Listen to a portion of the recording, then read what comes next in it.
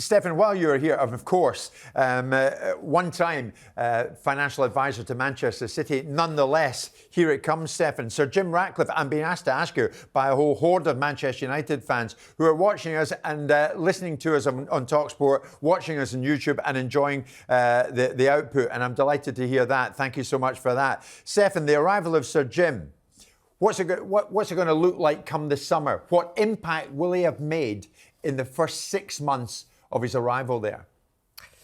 Well, the first thing is they're going to put some money into the club.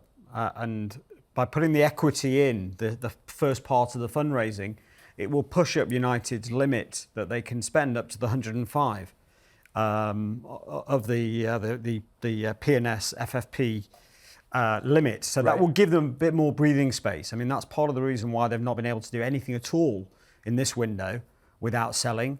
Is they're at their limit, and that limit will rise. So they'll probably be busy, I would think. And you know, they've hired a best in class from City to be the CEO.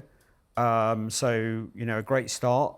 Look, he's a smart guy, but he's also emotional, and we know what happens when emotion gets in the way of football. And you know, we'll have to see what happens in terms of his ability to actually make the signings on a very sort of commercial basis. But Stefan is also a minority shareholder. Are you surprised at the amount of say he will have in the football operation?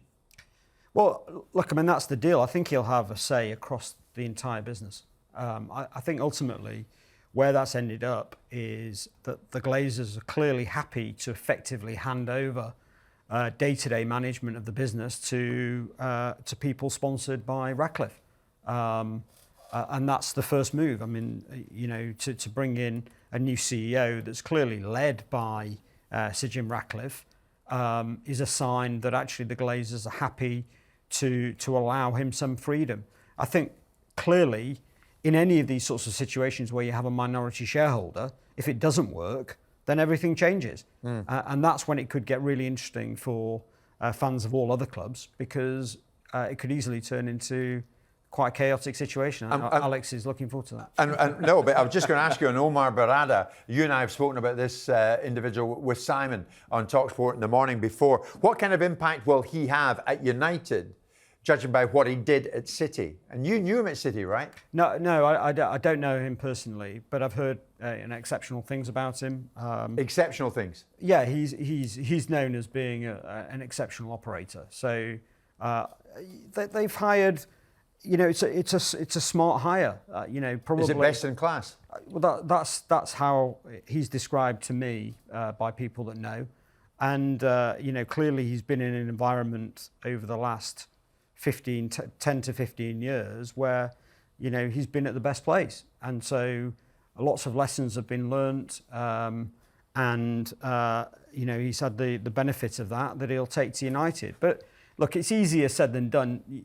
You don't join as a CEO somewhere and everything magically is repaired. It's a process, isn't it? It's going to take time. It's going to take time. And they still need a director of football for me. And that will happen. And I think it'll be Dan Ashworth. And I think that would be the right appointment.